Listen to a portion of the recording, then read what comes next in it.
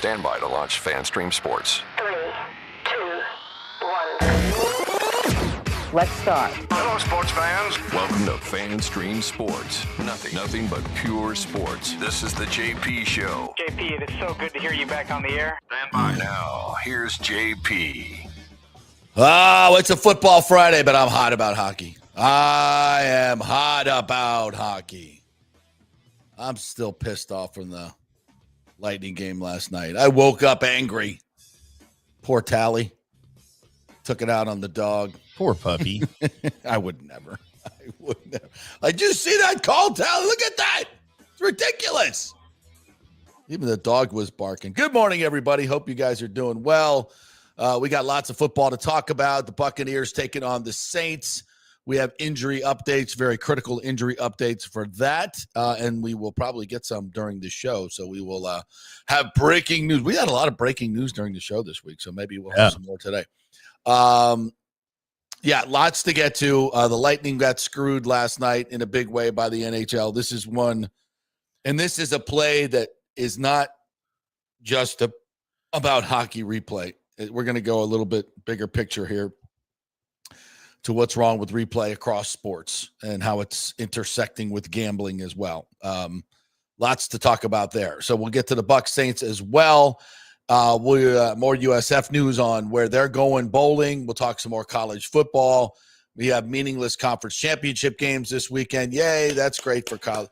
Boy, some of our institutions in sports are just so effed up right now. So we'll have that conversation. So jump on in.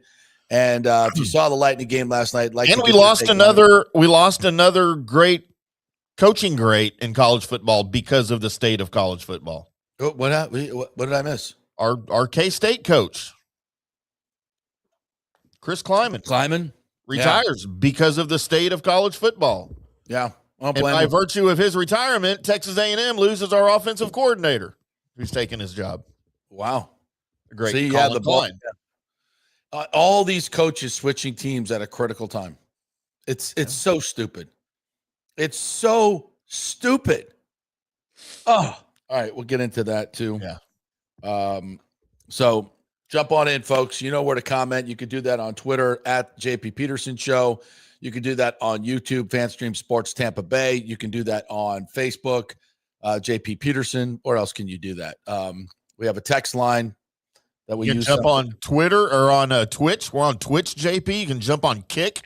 We're on Twitch and Kick now too. Yeah. Good God, it's everywhere. By the way, was after the game last night, walking home, ran into 4 great guys that work for Diageo Liquor. They dragged me into American Social to have a drink with them. I just had to do that. Great guys from Diageo, and we're all talking about, did you see the game, the call in Florida State? And I love going out and guys come up and say hello and listen to the show all the time. We really appreciate it. And anyway, I took a picture with those guys. I want to post that a little bit later on, but I just love, that's my favorite. When I hear people out there, that really love the show and they listen to it, watch it all the time. And it's very gratifying. And I can't say thanks enough to you folks and how we have grown tremendously, because I think what we're doing is important. I think we talk about a lot of things, Timmy, that you don't hear talked about the way we talk about them in mainstream sports coverage. And I don't say that to gloss what we're doing. I just think we're different, and it's important that independent media survives and thrives in this corporate media world that we live in, because there's too much homogenous bullshit out there that, especially from ESPN, agenda-driven narratives, and we, we're going to blow a lot of that up today. There's so much bullshit going on in sports right now, and I may just rip on this because it's so germane to what happened last night to the Lightning. We have completely destroyed the human factor of sports through replay.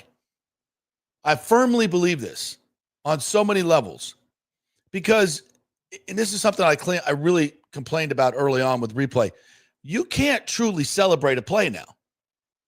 You can't unabashedly celebrate a play.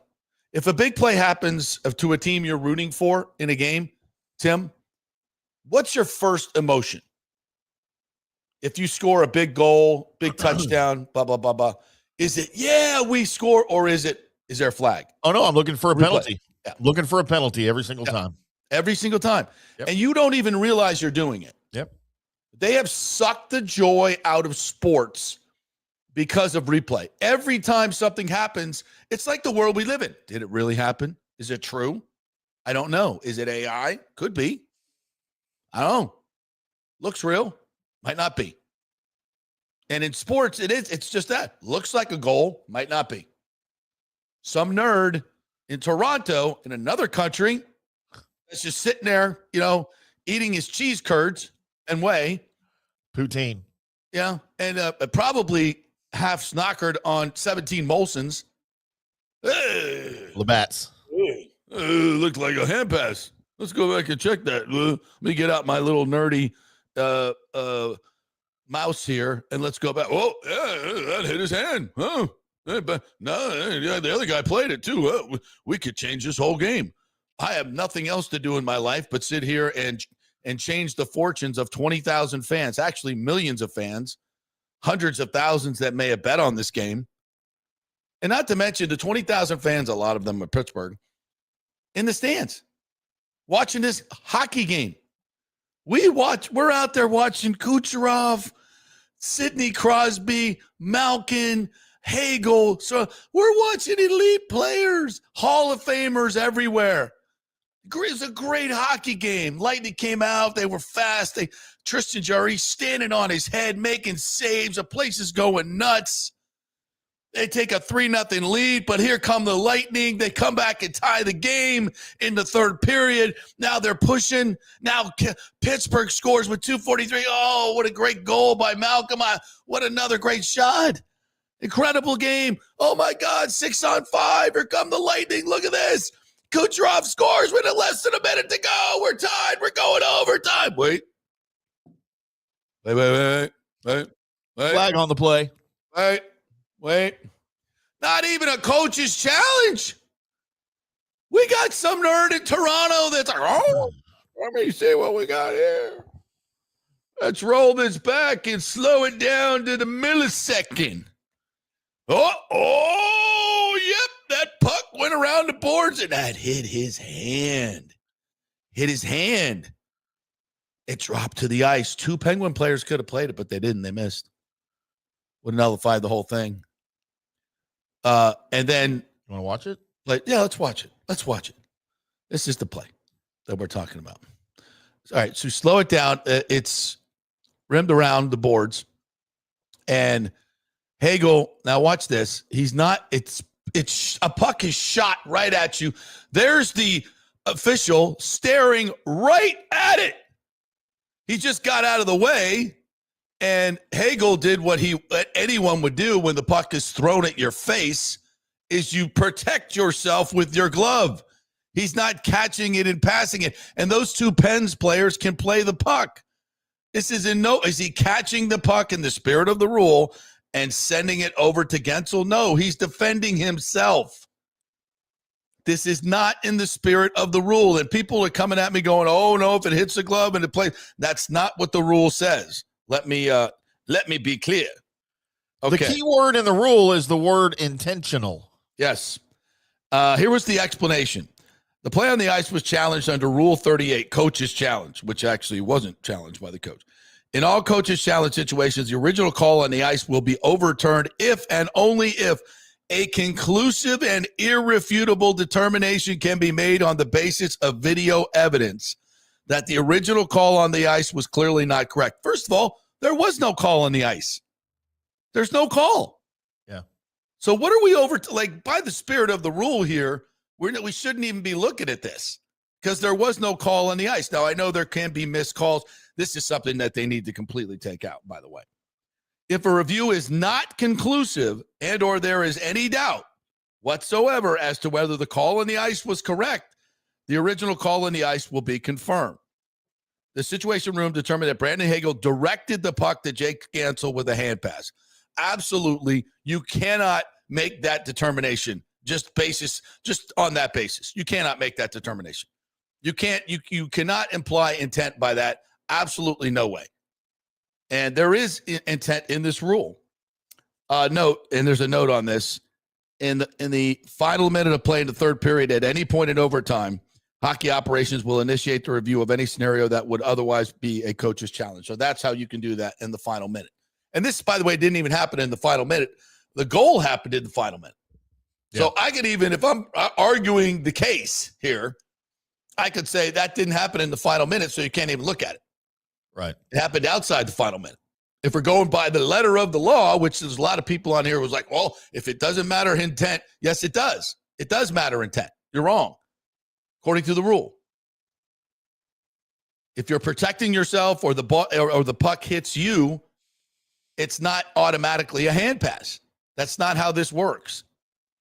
It has to be intent. How it was explained to me last night by guys who've won 4 Stanley Cups and Brian Engblom and Chief, guys who have played the game forever and called the game. There is an intent in the rule. And this is bigger than that. Just in general, in the spirit of replay, we have gone to this place where if there's, if you can see a millimeter of space between a guy's cleat and home plate, you got to call him safe and change the entire World Series. Right. Can't do that, especially when home plate is made smooth for safety reasons. We got to get away from it, and this is where it all comes from, legalities, technicalities. We want to make everything in the rule book black and white. You can't do it. It's sports. It's human. You can't do it. Everything is going to be up to interpretation. And when it is up to interpretation, we have to err on the side of the players and the game, not who's right in terms of technicalities by some nerds watching frame by frame. That is not what replay was meant to do. It was meant to overturn the egregiously wrong calls. And we keep forgetting this. If you got to look at it for more than 30 seconds, move the F on. Jesus. It's not where we are. I'm so tired of this. Oh, did the ball touch the blade of grass? It moved just a little bit. And then on some other plays, it moved, but we like the outcome of this play, so we're going to keep the touchdown. It's infected every part of sports. And now when there's so much gambling and we're having NBA players and coaches arrested in the middle of the season, Major League Baseball players are clearly spiking pitches to favor bets. And then we're going to suddenly create more institutions that make us question it more. Why do we have clearinghouses? Why is there a Toronto, nameless, faceless organization. Words I've been saying for quite some time, by the way. These nameless, faceless entities, it's New York making the call. I don't want that. I want a name. I want a person. I want somebody held accountable. I want some ass when you make bad decisions. Because when there's no accountability, people do what they want. See Minnesota. See the entire federal government. It's just ridiculous. There's no accountability to New York or Toronto. And here's the thing. It's entertainment. You're supposed to be entertaining the fans. What fan that went to that game last night does not feel horribly cheated? Like, it's not even happening in the arena that you're in.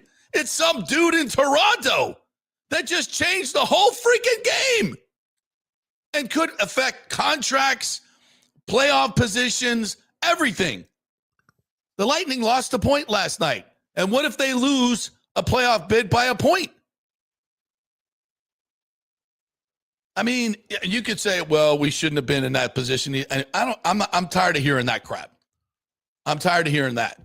I know it's coach speak, but it's just pervasive all throughout sports. And I'm so freaking tired of it. We've got to err on the side. These officials and the rules, they think they're a huge part of the game. You're not. You need to be in the background.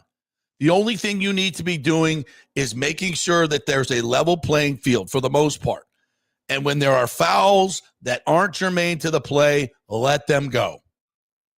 I'm tired of seeing it. I'm tired of seeing game after game after game decided by these officials. And these call-in things, these you look at the ACC football, the only thing they've ever done right. And they got this from the XFL, right? Where you're completely transparent about replays. It's easy to do. There's no problem. What? And here's the thing. If it's so easy for the ACC to do it, and it's technology-wise, it's easy for the NFL, the NHL, all of these replay situations, you can open the mics and show everybody what's going on. But you don't. You choose not to. Why? Why do you choose not to? Because idiots like me will come out and say, well, it's a conspiracy theory. Clearly, they're hiding something. Yeah, that's what you do. You want to complain about me talking about conspiracies? Well, then make it transparent. Then I have nothing to talk about. We'll hear the whole conversation. And what would that conversation have consisted of last night, Tim? Would it have consisted of, oh, yeah, he's clearly directing that as a hand pass and intentionally doing that? If somebody said that, looking at that video, you go, dude, you are smoking weed. They're bad at their job. You're bad at your job. You've had 17 Molsons and probably 7 or 8 dubs. For anyone to see that, in that vein is crazy. It's just crazy. Bananas. All right, so let's listen to John Cooper's. Hang on. Let me address this first. So first of all, as he mentioned, this is a pandemic now. And not just the NHL, but in sports. The Stars. Absolutely. I showed the play a few weeks ago when the Stars got shafted by Toronto, and I'm using the word Toronto in quotes because we don't know any other way to describe it, right? The league office or whatever you want to say. A nameless, faceless organization that nobody can blame, and they do that for a reason, folks. and especially in a game where the Lightning were down early in the game, down by 3 goals, and you claw back into the game. You've got your backup goalie in goal, who played a hell of a game, by the way. And you claw back, you tie the game, and you give up a goal that you should not have given up on a rush late in the game. What was it, 2:50 left in the game? Yeah. When the Penguins scored that go-ahead goal. Yeah. It was a bad defensive play, and you know it, and it should not have happened. But then you come back, and you have an opportunity in the final minute to tie the game, to get your, as you mentioned, all-important point, right, to get your regulation point. Yeah, and maybe 2 if you win in overtime. And maybe 2 if you win in overtime. But for it to be just taken away with lack of any evidence just because someone said so, and that's really all we have to go on. Yep. Somebody said so. Yep. And there's no basis. There's no, we saw the video. There's no evidence. There's no explanations. What they're saying and what we're seeing are it's like we're watching different plays. Right. And that is what will ruin sports. Right. We had a phantom call, and I'll get into, I'm going to get into a little bit of Cowboys later because I'm being asked about it in the chat, so we'll talk about Cowboys lines later. We had a call just like that turned the game. Yeah. In the NFL. It happens in every game, Tim. And it's frustrating as a fan to watch because you never know. Like you said, make a big score, long touchdown or something. The first thing you're doing is it going to count? Is there a flag? They're going to bring this one back? It takes all the joy out of the game. Yeah. Like, we're old enough to know and watch games before replay. You kids don't know what it's like. No. You see something happen and it's an absolute. There's no flags. It's a score. And what's more frustrating, JP, is it more frustrating when there's no review process and you see an obviously bad call, right? And it's not called and the play goes on, whatever. That's frustrating. We lived it through our childhood into adulthood when there was no replay. Right. Or is it more frustrating when we have replay and it doesn't work? To me, by far, the latter. Yes. Because you've sold your soul to replay, right? It's out of Pandora's box. Right. You sold your soul to it. There's like no going back now. But we're not using it the way it was meant to be used in the first place. When they said replays, like, yeah, but it's just going to be, if it's an egregious call, we'll overturn it. Everybody's like, okay, that's cool. That's not what this is. That is not what this is. And this is an interesting take here from Nathan, and I have said this for a long time, and I completely agree with him. He says all the leagues were threatened by Vince McMahon and the WWE. Their ratings caught the eyes of the sports leagues, and it changed sports today. Follow the money, follow the ratings. Now, like many conspiracies, you're going to sit there and say, "Oh, so all these refs are in on it, all these, all the players are in on it, but nobody's talking." No, that's not how it's done. It's done now by this anonymous, faceless clearinghouse that can control every game now. They do it in the NFL through the earpieces that are connected to where? New York. Where? Toronto. And this is the perfect example. The refs on the ice didn't call anything. He's looking right at it. Yes. Could he be any closer, Timmy? No, not without show it again. Hitting him. Show it again. And look where the ref is. Like the puck almost hit him in the head. Look, he's staring right at it. He's a yard away. The other ain't right here. This angle shows it more. Watch this. Like, he's staring right at it. He can clearly see that he's protecting himself. He's not making an intentional hand pass. That's why it wasn't called on the ice. Exactly. And so the rule is ambiguous. It all talks about, well, the call on the ice. There was no call made. So you don't even have that protection that's written in the rule. That has to be clear and overwhelming evidence. So this just, and this is the problem. When you open this box up, it's everything now is open to interpretation. Like I've heard people say, everything should be reviewable. F that. Screw that. We'd never get a game done. You'll never get a game done. We have to go back to the roots of why we watch sports. We watch sports to see incredible athletes do incredible things and ebbs and flows of games and great comebacks. We're not watching it to make sure the rules are precisely applied and that in no way, millimeter shape or anything was going to keep it from being a level playing field, because when you're doing, first of all, that is unattainable. Perfection is unattainable. So if you're not going to get everything right by doing it by the millimeter, then let's go back to a much bigger view of this. If it's egregious, make a call. If it's not, no. Leave it alone. Let the players decide the games, not the refs, and certainly not some faceless, nameless organization behind some non-transparent process. You're begging us to leave your game. Yep. And I'll fly this, before we listen to Cooper, just real quick, connected to college football. This committee, we've been telling you for years it's a sham. And listen, I know most of you don't want to hear about the Florida State. What happened to Florida State is going to happen to other schools and already has happened to other schools because of this, quote, committee. It's a complete scam and sham. And the people that are making the real decisions are ESPN, and they're doing it for ratings and self-interest. Has nothing to do with who's the best or who's most deserving or strength of record or schedule, all this bullshit they're talking about. They make it up as they go, and they're taking you for fools. And at some point, we don't want to be taken for fools, and we go, F you. You know what? I'm not even watch your stupid-ass sport anymore because you're ridiculous. College football. If you go play in a conference championship game and lose, you get penalized. What the stupidest thing ever. It's better not to go to the conference championship game to win the playoff. Yep. What a dumbass setup you have in this stupid ass committee. Like, you're taking us for morons. And at some point, people just say, you know what? I'm tired of that.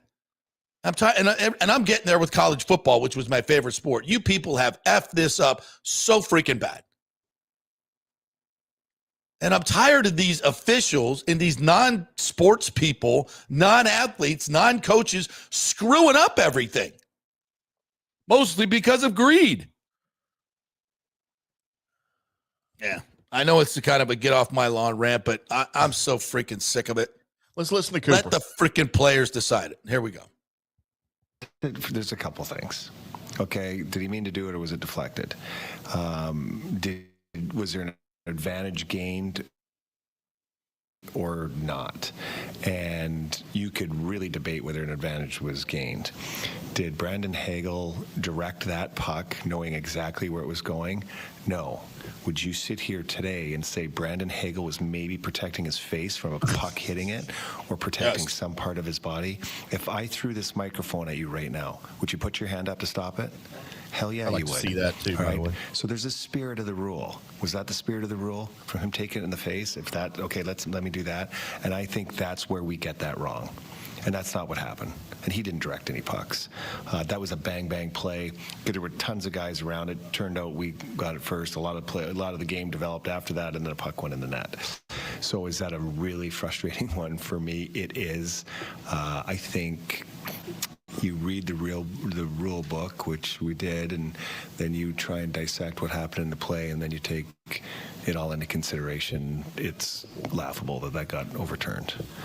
And but in the end it did, so can't cry over that. Bottom line is we should never put it in that situation anyway, so that's our bad that we got to that situation. But I think in the spirit of the rule, come on, that's a goal all day. Damn right. And I'm glad Cooper went in there and defended his team and his players, and he's going to get a hefty fine for that, which is even more laughable. When we have something up in the NHL or any other league and somebody points it out, God damn it, you're going to get fined. How stupid is that? Yeah.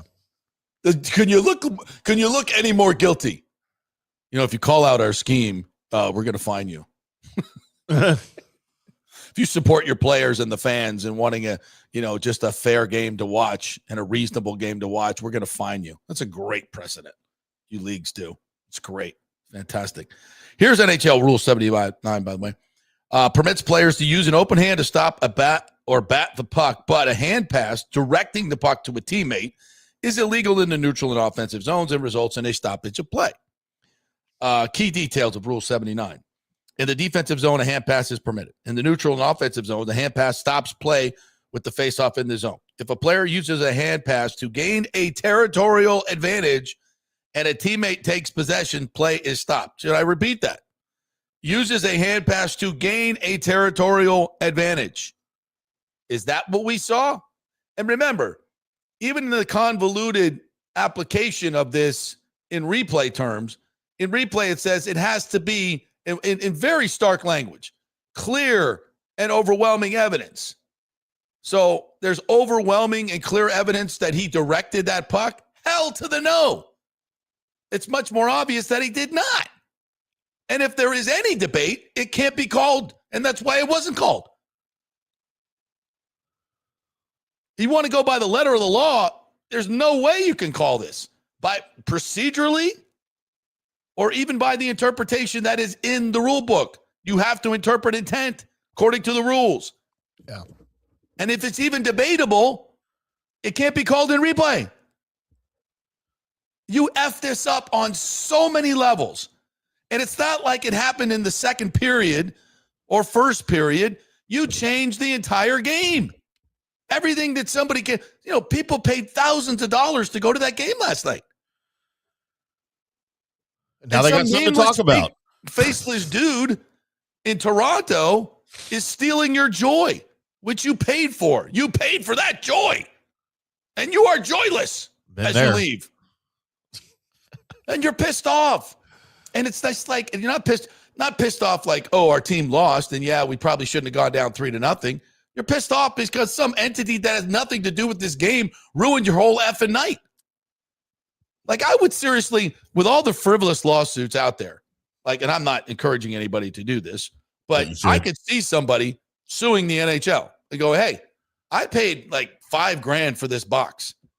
And I'm sitting there at the end of the game and I don't even know what just happened. Like, I don't even know. I've been following hockey there's how many years of experience in broadcasting and playing the game were on that post-game show last night? with Brian Engblom and Chief, Yeah. and myself to the minimum, Greg Linnelli, and we're just I don't know where this came from. Like, how is that possible? Think about that. You're trying to run a sport and a business, and when the players and coaches that have been around this forever still don't know what these replay stupid rules are, how are your fans supposed to know? We got jobs. Or the players. The players. Well, it is their job. But if they don't even know, how the F are we supposed to know? It's so ridiculous. And it's almost become commonplace. And people just accept it. You don't have to. You don't have to accept this bullshit. Across sports, teams go undefeated in college football in a conference. They get an injury in a quarterback, and now you're going to tell them they can't go into the playoff. Some committee, some stupid-ass freaking committee. You did everything you were asked to do historically, and you get screwed. And that program hasn't been the same since. Coach hasn't been the same since. That's for damn sure. And may not recover. That may have ended his career. Hell yeah.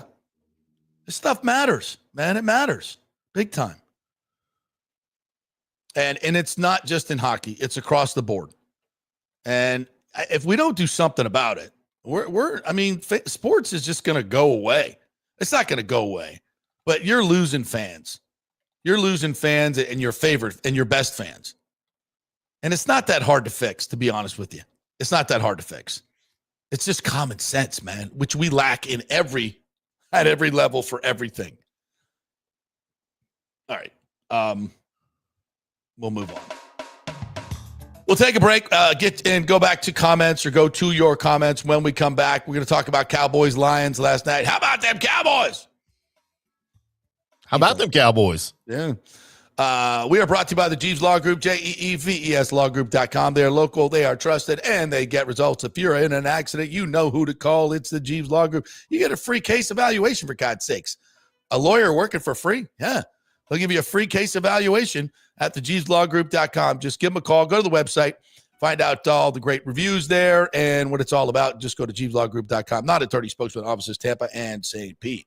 And also Genesis of Tampa. They have a great holiday sale going on right now, folks. Tons of great leases. And these cars are phenomenal. If you're in the market for a car for Christmas, you've got to go over to Genesis, do the test drive, talk to the folks over there. Very low pressure. They're not going to try to sell you something you don't need or don't want. Just try them out. Just go for a test drive and look at the value and compare to the other cars that are on the market. There is no comparison. The Genesis is top of league, no question about it. The GV70, GV80, all the beautiful cars over there. Check it out, genesisoftampa.com. Back in 3. Experience the art of driving at Genesis of Tampa, where luxury meets innovation and every detail is crafted for you. From the bold G70 to the refined GV80, Genesis delivers power, elegance, and technology years ahead of its time. Book service online, and our Genesis Experience advisors will pick you up and drop off your vehicle. If available, you can enjoy a courtesy car while yours gets a complimentary interior vacuum plus a generous offer for your trade. Every new Genesis comes with the Miracle Advantage Plan, 10 years or 250,000 miles of powertrain warranty and 4 years of complimentary maintenance. Visit us at 801 East Bears Avenue or online at genesisoftampa.com. Genesis of Tampa, luxury redefined.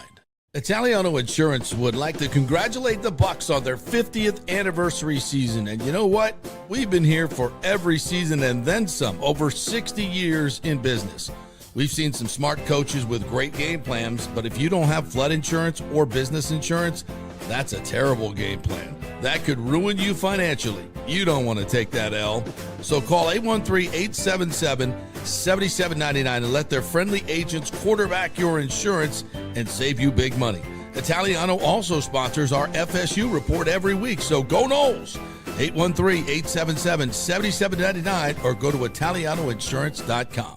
Although it may seem tempting to go without health care insurance, the financial risk far outweighs the gain you may experience. For example, did you know if you simply broke your leg, it could cost you nearly $7,500? Put on top of that a hospital stay, you could be looking at $10,000 to $15,000. Insuring that you don't go uncovered is so important, as according to CNBC, high medical bills are the highest contributing factor to why Americans end up taking money out of their retirement savings, or worse, find themselves filing bankruptcy. So go to don'tgouncovered.com or call 800-669-1505. Now, depending on your income, you can get plans for zero premium. Our experts will guide you through the process effortlessly. They will shop many plans and find the one that's right for you. I called and I have full health coverage through Florida Blue for zero monthly premium. It's a free call. So why go uncovered? It's a huge risk. Go to don'tgouncovered.com or call 800-669-1505. That's 800-669-1505. Are you having legal issues with a business partner or other legal business issues? The attorneys at Walters, Levine, and DeGrave can help. Call 800-616-0384 for a free consultation. At Walters, Levine, and DeGrave, we've redefined what a law firm can be with top-tier attorneys, personal service, and 26 years of success. From business law to civil litigation, we deliver smart, client-focused solutions. Walters, Levine, and DeGrave recently won a $6.4 million jury verdict from a large real estate developer, and they can win for you too. Walters, Levine, and DeGrave. Let's solve it together. Not attorney spokesman. For a free consultation, call 800-616-0384 or go to walterslevine.com. Offices Tampa, Sarasota. Let's go. Right now, back to the show on FanStream Sports. All right, welcome back to the JP Peterson Show, brought to you by the great folks at Riveters. If you're going to the game this weekend, yes, Nathan Elliott is having an incredible tailgate party in a Lot 12. Always does. All invited, but also Park at Riveters. It's a great way to do it. They have a big parking lot behind the restaurant, and down the side of the road there, you can park right there, and then you can go in and have a Bucs brunch, and they have beautiful, beautiful offerings in terms of food. But, you know, if you want to start drinking at 9 o'clock in the morning, by all means, let's get revved up. It's a big game. It's the Saints. They're in town, right? So get on over to Riveters for Bucs brunch. Also, they're doing a late night happy hour. Yeah, who that? Who that eating at jambalaya? So get on over to Riveters. Great food, fantastic service over there. Great prices, great drinks. We love it. RivetersTampa.com is the website. Check it out. By the way, JP, Yes, sir. have you heard the latest college football coaching carousel rumors regarding Penn State? No, who's going to Penn State? Reports are Penn State has turned their attention to Iowa State's Matt Campbell. Interesting. Is Rocco going to be a Nittany Lion next year? I don't know. I don't know if I think he would follow. Well, I think actually if that happens, if he leaves, boy, it's going to be up for grabs as far as what goes on with Rocco. Yeah, I'll have to because when I talked with Anthony, we was talking about the USF job. It wasn't like, yeah, Rocco's coming, like he's offering himself and Rocco up as a package deal. He wouldn't do that. His son's his son. And right. His career. But a lot of people want to make that connection. That's not a thing. It could be if the kid wanted to. I mean, I'm not reeling it out, but it's not like he's, look at Deion Sanders and company. Exactly. So, but that would be interesting. And if Rocco opens up his situation for his senior year, boy, wow. I think he would get a lot of interest and a lot of money. Right? I mean, I think he's better than Carson Beck. I think he's better than Carson Beck. And he had a tough year this year because he lost all his receivers. Had a bunch of young, inexperienced receivers, and they had a lot of injuries on that team. But you look at over his career, he's been phenomenal. He can run, he can throw, he's smart. I will take him at Florida State right now, and I pay him a lot of money to come. Absolutely, 100%. He's going into his senior year, correct? Yeah. Okay. John Hill just put this in here. FSU moving on from Patrick Surtain Sr. as defensive backs coach. Are you effing kidding me? Like, they're firing him? He's the best coach and recruiter we have. Like, what are you even talking about? Man, I need to know more about what's going on there. If Florida State is firing him, he should fire Florida State. Maybe he did. Yeah, I would think he's probably moving on. Going to go to Denver, coach his kid. Jimmy J. Voyager up with the super chat at $9.99. Thank you so much. Said sign JT at catcher, JT Real Muto. Trade for Joe Adell in a Brandon Lau package. Simpson can sit behind Mullins and learn if we sign Marte. Otherwise, Simpson plays at second. Yeah, we've been talking about this, Jimmy. I love it. Absolutely. On the Big O show. Chandler Simpson's natural position is second base. He's not a great outfielder. You got to have him in the lineup at the top of the lineup for the entire season. He hits righties and lefties at a 300 clip. Stolen bat. I mean, he is indispensable. To me, he is a unique talent that you cannot lose. And if you're signing Mullins at center field, it tells me you're probably going to make this type of everything's setting up for this. And because if you trade Brandon Lau, you get the $11-12 million to spend elsewhere. Now, hopefully you're trading him for a power hitting outfielder like a Joe Adell or someone like that. And you could just, swap those salaries. And then you move Chandler to second. So now you have power in the outfield. We did the whole thing. If you did it with Joe Adell, you have Simpson, Yandy, Jr., Adell, Aranda, Josh Lowe, JT Realmuto, shortstop Carson or Taylor Walls, and then Cedric Mullins now. Where do you put him in the lineup? Holy shit. Can you imagine having Mullins at the top? Or actually, think about this. Simpson at the top, Mullins in the 2-hole. I mean, speed. Yeah. At the top and power. Yandy, just move everybody down one. Holy crap. What a freaking lineup. Behind Simpson? Yeah. Yeah.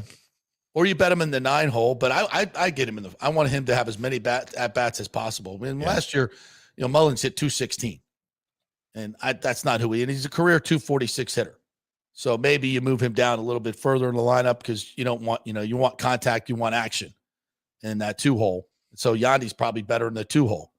But that gives you a lineup that is thick. I love it. It's getting excited about Rays baseball. Good. What could happen? Now you just got to make friends with their PR department and we'd be good. Yeah, we'll take care of that. All right, here's somebody else just sent me, Hockey Cini sent me the hand pass rule. I just read it. He said, a player shall be permitted to stop or bat a puck in the air with his open hand or push it along the ice with his hand, and the play shall not be stopped unless, in the opinion of the on-ice officials, he has directed the puck to a teammate. All right? Unless, in the opinion, so there is interpretation here. In the opinion of the on-ice officials, he had directed the puck to a teammate or has allowed his team to gain an advantage or subsequently possession and control the puck is obtained by a player of the offending team, either directly or deflected off of any player or official. Okay, so it's basically contradicting itself in the rule. Yep. Or has allowed his team to gain an advantage or subsequently possession and control of the puck is the first one has to be the opinion of the on-ice officials. Either directly make a call. Yeah. If in the opinion of the on-ice officials, the puck has deflected off a player's hand and no advantage has been gained by a team, it will not constitute a violation of the purpose of the rule. Let me read that again. If in the opinion of the on-ice officials, the puck has deflected off a player's hand and no advantage has been gained by the team, it will not constitute a violation of the purpose of the rule. So it's up for interpretation. And here's the thing. If the on-ice guy who is a freaking yard away doesn't call it, we don't need some official. And by the way, there wasn't even a clear replay. You didn't even have a zoomed in to see if it really, where it exactly hit first. Yeah. By the way, I sent you the actual radio call last night from Mission Phil that we should play at some point. I want to move on to some other stuff here, but let's see it. Yeah, you want to talk about Cowboys-Lions last night? Yeah, we get into some Cowboys-Lions. Since you're being asked about there was some questionable officiating last night, kind of going both ways, really. There was, as TJ, our buddy TJ Reeves brings up, that hand pass call is worse than Dak not being in the end zone on the sack safety last night. I don't know if you guys watched that game. I don't have that play up. I never thought he was in the end zone. Now, it was super close because if any part of the ball is touching that end line, that imaginary end line, just like it's a touchdown, It's a safety, and they didn't have a clear angle. They never showed the pylon cam. But to me, at the angle of the shot that we had, it never looked like he was in the end zone to me. It didn't look like the ball ever hit that plane. Now, it was super close. They called it a safety on the field and then went to commercial and came back and took it off. So there's a questionable call. That would have made it 5-3, by the way. This was very early in the game. By the way, Cowboys lose last night 44-30. And several people were asking me, what happened to the Cowboys, blah, blah, blah, whatever. I'll tell you, there's a couple of things. Everyone knows I'm not a Cowboys apologist, right? I'm a Cowboys fan. I'm not one of those idiot Cowboys fans who thinks that the sun rises and falls on Jerry Jones's house or sets on Jerry Jones's house. I'm very real. This is a team who showed a ton of improvement defensively over the past few weeks with the new acquisitions. This is a team that has been steady and consistent on offense. George Pickens has been a tremendous asset to this team. Last night, you had a culmination of several factors intersecting at one time. You had a football team who was playing their third game in 11 days on the road in hostile territory. Now, I know the Bucs and the Lions have a bit of a rivalry. I didn't know until last night that the Detroit Lions and the Detroit Lions fan base absolutely hates the Dallas Cowboys and their players, much like they're the Packers. Like, I had a buddy that was there in the press box last night, and there were people an hour before the game as the Cowboys were out warming up, throwing things on the field at the Cowboys. And I asked him, I'm like, and this was like at 3:00 this morning, and he said, he goes, dude, apparently they think they're the Packers. Like there's hatred there, and which I don't get. But anyway, so then you had George Pickens, who's been a model of consistency for the Cowboys this year and has been by far their best wide receiver. As CeeDee Lamb's been hurt, he's had some drops. CeeDee Lamb goes out of the game with an injury last night. Well, everyone's like, okay, cool, we got George to step up. George Pickens showed his Pittsburgh Steelers colors last night. He took some plays off. He half-assed the rest of the game. Did not look good. Looked like the George Pickens that I watched for 3 years in Pittsburgh, the one I did not want here in Dallas. You still had an offense that was potent. Dak, for the love of God, played his heart out. And one of the interceptions that cost the team dearly bounced right off of George Pickens' hands into a defender's arms. That's not on Dak. That's on Pickens. That's right. But at the same time, we had some questionable calls on our own here, JP. Because I will throw this in for Exhibit A. With a mysterious offensive pass interference on Jalen Ferguson, who's not been consistent this year at all. He's got a ton of drops. Right. But watch this play. As he gets called, everybody's thinking it's DPI. Yeah. Got him off balance. Yeah. And I think they replay. Yeah. Right there. I mean, there's the wrap from Angeloni around the waist, right? Oh, they throw a flag, man. That's defensive pass interference. We're going to get the ball. While the ball's in the air, while he's making an attempt at the ball, he's getting contacted. Yeah. No. Clear as day. That was called offensive pass interference. You got to be kidding me. Right there. For the arm over? They said that he grabbed the jersey and pulled the defender past his body. Again, this is such, like, are you kidding me? I mean, first of all, clearly Anzalone's contacting him. Yeah. As much as he was contacted. That is a classic no call. A classic no call. If anything, it's a no call, right? Yeah. If anything, it's a no call. It should be, if there's anything, if it's a call, it's DPI, clearly, because he's obstructing him while he's catching the ball. And look at the point of the game we're at. It's 37-27. Yeah. Cowboys down 10, threatening on the goal line with 3:45 left. You get that call or the no call, whatever, because you ended up losing yardage because it's an OPI and still getting a field goal out of it. But, you don't call that. You get a third down call. You get the Cowboys score there. You're back within 3. Like people say people say, oh, these games are hard to officiate. I think basketball is. Yeah, these calls are not hard. No. It's just like, to me, it's all about advantage. It's all about advantage. And when you're officiating a game, you should always, to me, be thinking in terms of, I want to let the play. I want to let the players decide it. Unless I see an egregious rules violation, I'm not throwing a flag. Mm-hmm. And that's clearly not egregious in any way. Nope. Either way, one way or another, it's not egregious. Let them play. You should overwhelmingly always side on the part of being invisible if you can. Like, you should grade officials. If you didn't throw a flag during the game, you probably get reprimanded. You shouldn't. You should actually get a bonus if you don't throw a flag.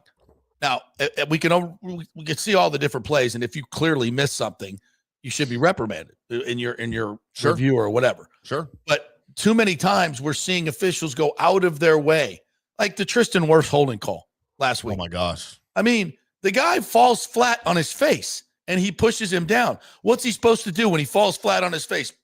Move away from the guy? I mean, what do you effort? There's first of all, no advantage was gained whatsoever. The guy fell flat on his face after Tristan knocked his hands down. There's no holding. There's no grabbing of the player. Like, you have to go so far out of your way to make that call, and you can't do it. Stop it. Let him play. You are not the show. Get the F out of here. All right, let's get to the comments. Mike H says St. Pete reversed demo plans for Al Lang after pushback and now propose a $49 million, 3-story, 36,000 square foot expansion with rooftop restaurant to retain the Rowdies and potentially host spring training.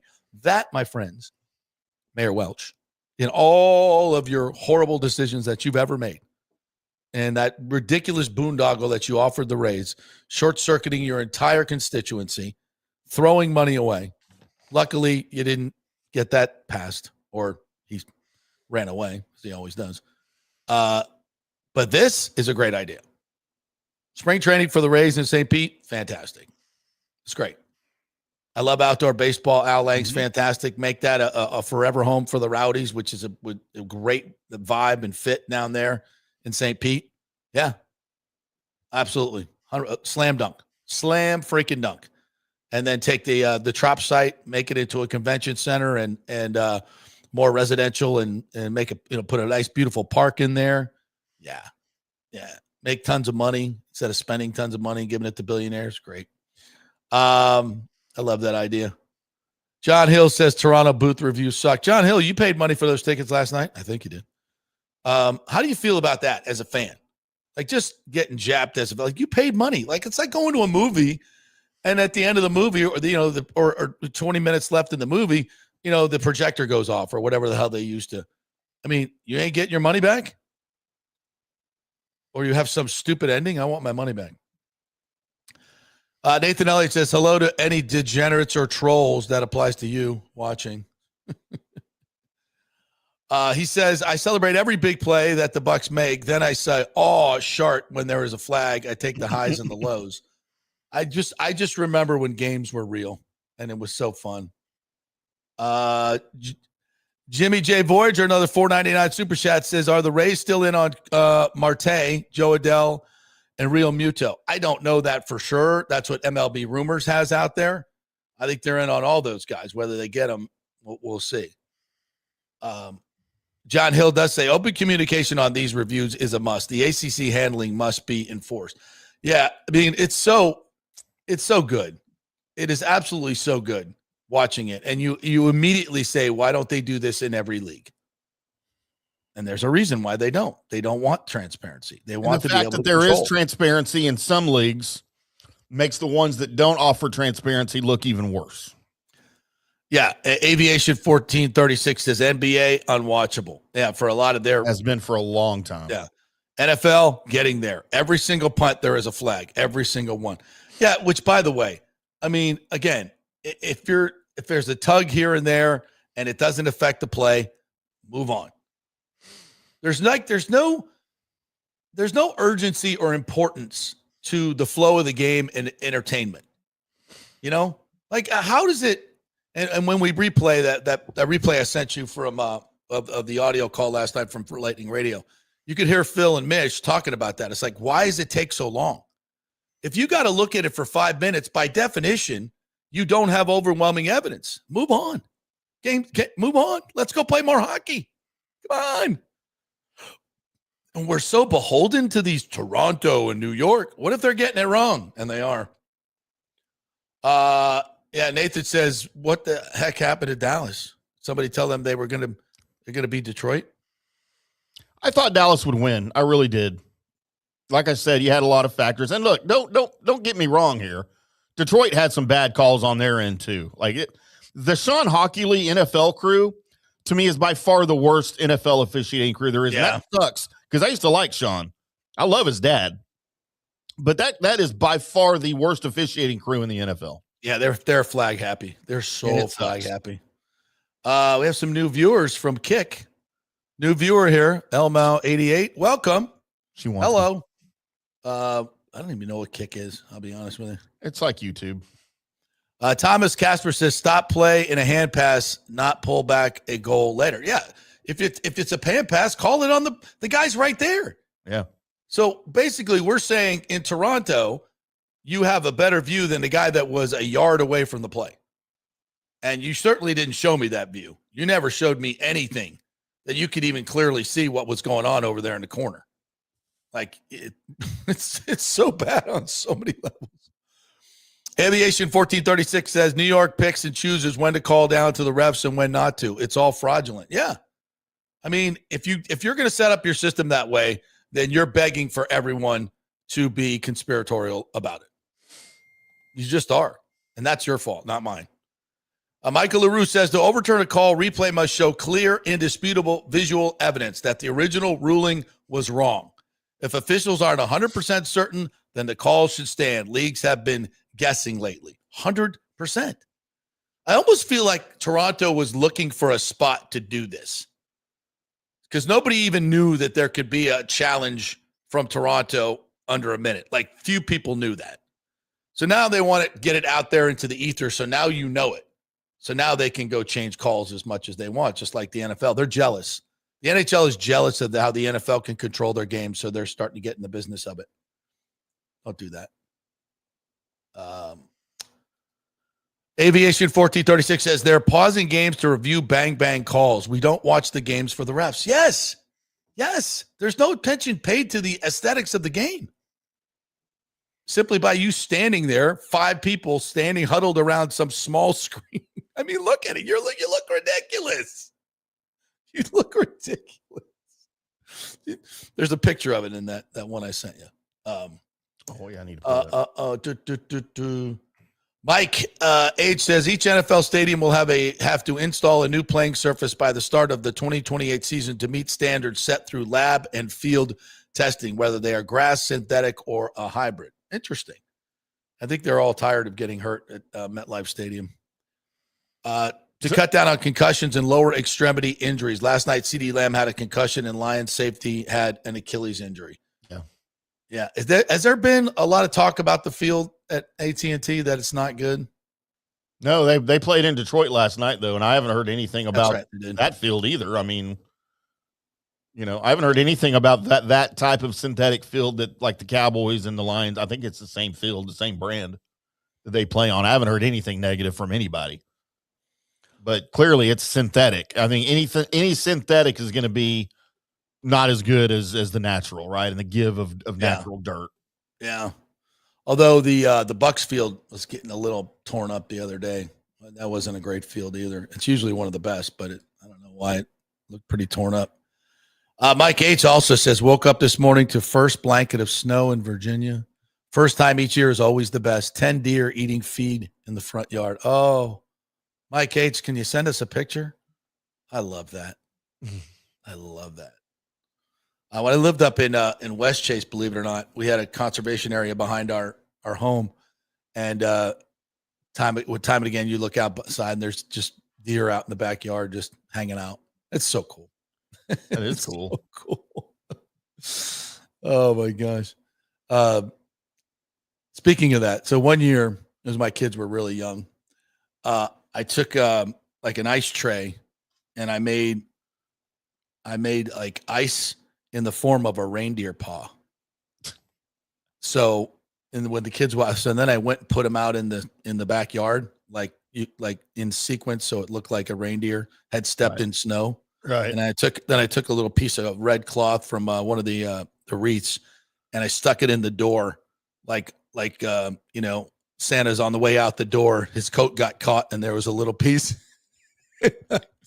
So the kids are opening up their presents. I'm like, Colin, what's that in the door? And he goes over there, and he's like, oh. I said, that looks, and there was a little white fur on the bottom. I cut it from one of those Santa hats. I'm like, wow, that looks like Santa's like maybe his coat got caught in the door on the way out. He's like, yeah. I thought he was supposed to use a chimney. Look, Dad. I said, yeah, we don't have chimneys, so they come through the French door. Of course, it's Florida. And then we walked out, and the frozen paws were on the grass. I'm like, what is that? What is that? And Shay's like, Dad, what is it? Look, I said, that looks like a reindeer paw. She's like, she picks it up. She's like, yeah, it's still cold, Dad. It's still cold. You parents. The lengths I will go to deceive and lie to my children. You parents. Yes. Those were the days. Hook, line, and sinker, baby. Hook, line, and sinker. Problem was I was so good at it that, like, in 5th grade, Cullen was still telling his friends that Santa was real. Oh, no.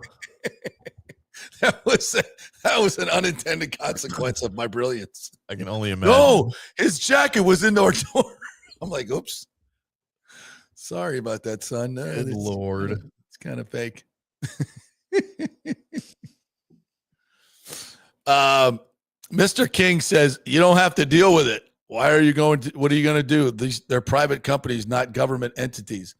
Well, I mean, if we start going to the games or start calling it out, maybe we'll get some better results. I don't know. Doesn't seem likely, but he's right. If they can control it, they're going to control it. But I'm going to still call it out.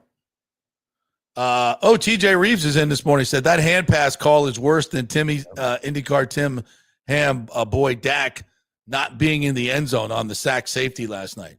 Yep. Which is the worst call? Oh, the OPI, because I didn't think he was in the end zone. All right.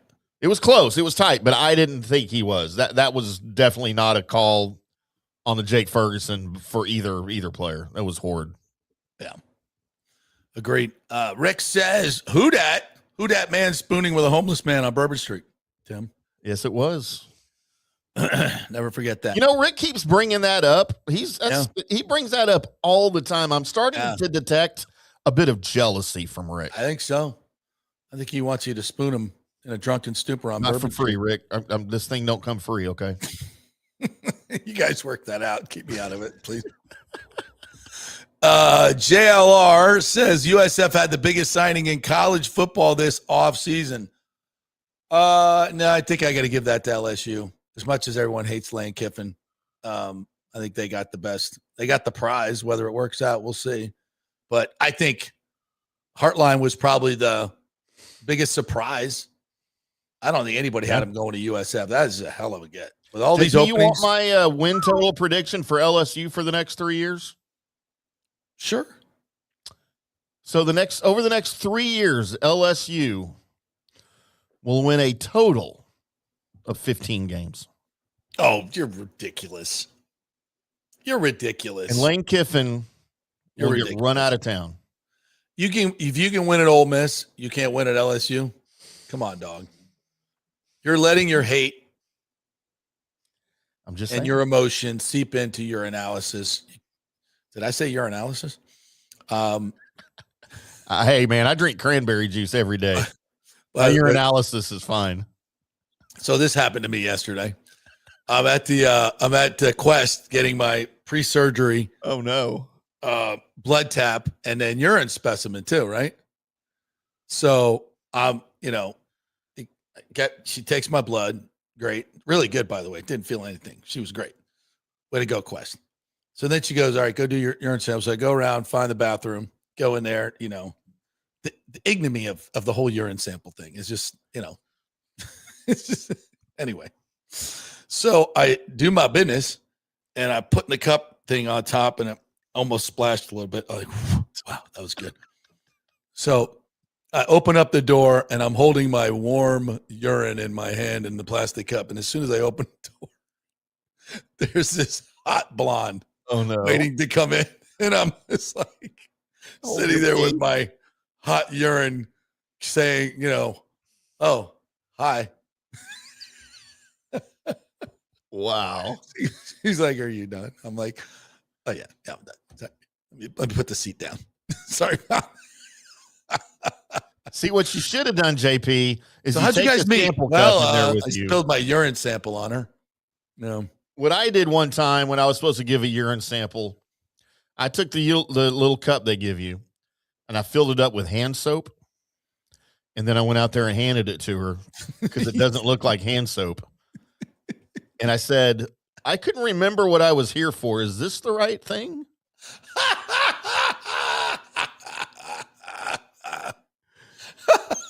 It went over pretty well. Oh, my God. That's a good one. That is a good one. Oh, my God.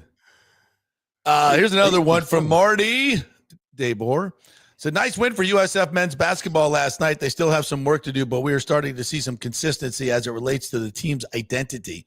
Defensive leaning, fast, and aggressive on offense. Yeah, that was a big win last night. I think they were ranked Utah, was it Utah State? Ranked 22 in the FPR or whatever the hell it is, whatever ranking system they're using now. So, yeah, there's a nice win last night by men's basketball. Brian Hutchins' team is, I think, 5-4 now. A couple of nice wins. So, well done. Well done. Exciting team to watch. Go watch them play. Mike H. says Lions have also played 3 games in 10 days. That's true. That's a lot. I don't know why. Okay, but they haven't won all 3 either. They were coming off of a loss. Yeah. I'm just saying, it's a factor. It's a factor for both teams. I'm not making excuses. I just said there were factors that collided in on last night for the Cowboys, and that was one of them. Oh, here's the something Lions. The Lions also haven't lost back-to-back games since like 2022. It was ridiculous, and they were coming off of a loss. So that factor worked in their favor. That's all. So let's check the Action Network and find out where the public money was last night. Because Marty says the spread was at stake on that call. Just saying. On the Ferguson call. Well, what was the spread last night? 3.5. 3.5. So if they score there, it's a 3-point game. Yeah, but there was still a lot of football left. Okay. Was it fourth quarter? It was fourth quarter, 3 minutes to play, but you score and you're giving the Lions back the ball. No, but that's a spread maker. So I'm going to predict that more than 60% of the money was on Detroit. Was on the Cowboys. Was on the Cowboys. Yeah. Was on the Cowboys. So does the Action Network have that data? Yes. They will tell you where the public money was. I can look it up. In fact, let's do it. We'll take a break and we'll come back and we got a bunch of comments to get to. I see you, Chris Garrido. I see you, buddy. Author that you are. Can't wait to read your book. We will do comments when we come back, and we'll also show you, and you got to hear this. This is Phil and Mish talking about the call last night from the Bolts Audio Network. This is really good. We are brought to you by the great folks at the Gold and Diamond Source. Folks, it is the best time to get engaged at Christmas. You know why? Because all your family's there.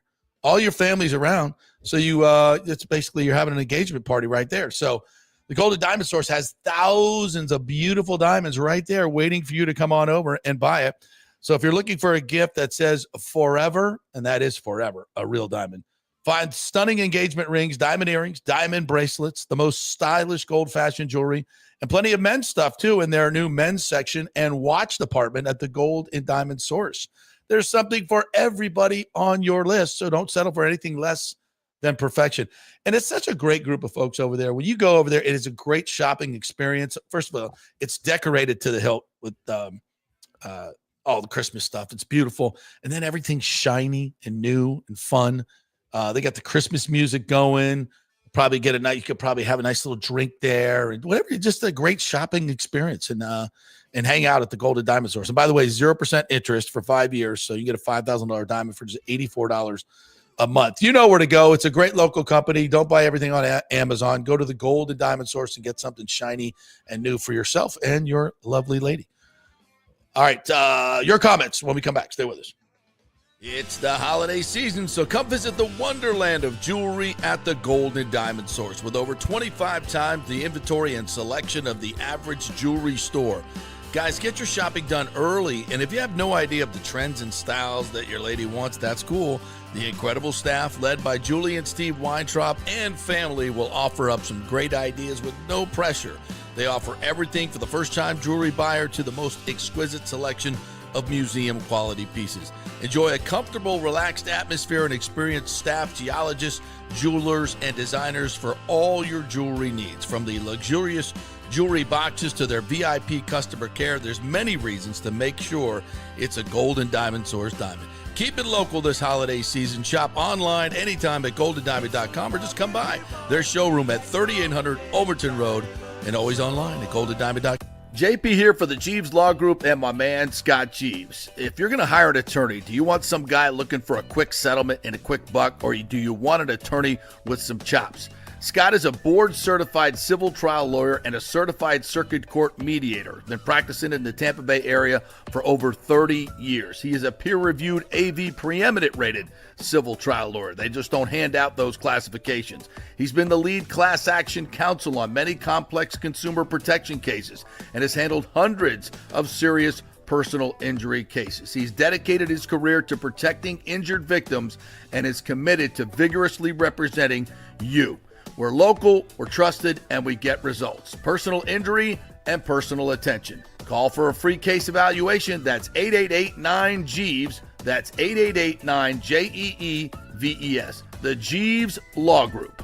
Welcome to Kingmakers, home of the JP Peterson Show studio and Tampa's premier business networking and social club for members only. By day, it's an exclusive, vibrant co-working space with a stylish conference room, focus rooms, a full production studio, and an in-house marketing team. And by night, Kingmakers transforms into a sports-centric social hub with a full sports bar, golf simulator, and exclusive events. For young entrepreneurs and seasoned professionals, it's the perfect place to work hard, play hard, and make big moves in Midtown Tampa. Close the deal, celebrate the win. Only at Kingmakers. Become a member today at kingmakerstampa.com. Your business, your club. Are you looking for an honest AC and plumbing company? I mean, that's like trying to find a humble Saints fan, right? Well, try my friends at Third Generation AC and Plumbing Services. Been in business since 1995 here locally.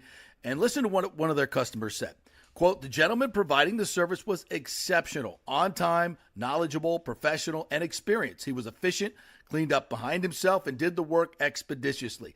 He not only repaired a sink, he repaired our toilet that was constantly running. We have used this company several times. They are awesome. Says it all, folks. Testimonials really say it all. Call 813-961-8024 for honest, fast service. 813-961-8024 or thirdgenerationplumbing.com. We also do AC.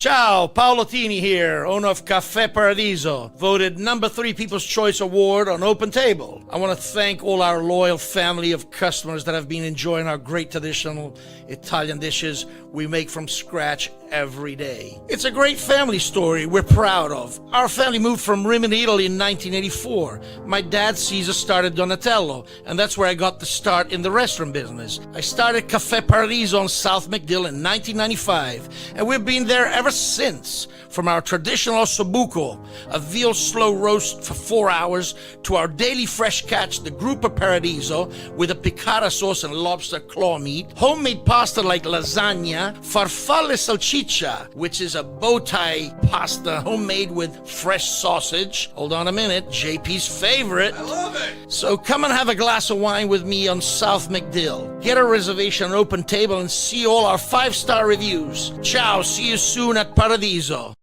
Let's go. Right now, back to the show on FanStream Sports. Hey, welcome back to the JP Peterson Show. Hey, the NBA is coming to Tampa Bay. Don't miss the Orlando Magic and the New York Knicks coming up this weekend on MOR TV this Sunday at noon. Yes, your Orlando Magic now has an official station here in the Tampa Bay market, and we love that. MOR TV, the Orlando Magic, one of the league's hottest team. You got Paulo Banchero, Franz Wagner, and on Sunday, December 7th, day that we live in infamy, Orlando travels to the Big Apple for an afternoon clash with the Knicks. And they're bringing in Jalen Brunson and Karl Anthony Towns. That's going to be a good game. Knicks and Magic are a really, really good matchup. You can watch it all now on MOR TV. In fact, there's going to be lots of games coming up on the weekends, on Sundays, that will be featured on MOR TV. So check it out. The Orlando Magic and MOR TV, free over the air. Your local Orlando Magic partner can be caught on Digital 32.1 or on Spectrum and Frontier Cable Channel 12. So it's in your local package there. If you have a nice local package, that's where it is. All right. By the way, if you haven't listened to Phil Esposito and Dave Mishkin call games, it's a treat. It is an absolute treat. Obviously I'm working the game, so I don't get a chance to do it. But sometimes when they're on the road and I'm driving around, I just love listening to them. And because, Phil is just the utmost honest. You want to hear an honest guy that knows the game, who pulls absolutely no effing punches ever. Like, this is how all broadcasts should be. You have a play-by-play guy that is ridiculously emotionally involved. And Dave Mishkin. Mm-hmm. I have never heard anyone with more passion than Dave Mishkin. And it's just fantastic. And then you got Phil, who's completely unfiltered. It's absolute magic. So let's listen to them call this travesty of a situation last night. Weren't the Esposito brothers? Didn't they found the Lightning? Like, they started the Lightning, right? Yeah. Phil is the founder of the Tampa Bay Lightning. Yeah. Those stories are the founding stories, are the greatest ever. I remember those days. Masa's Kucherov, right circle, right point Radish, right circle Kucherov. Shoot, score! Kucherov! Top of the net and in! Wow. 4-4 with 55.4 seconds left.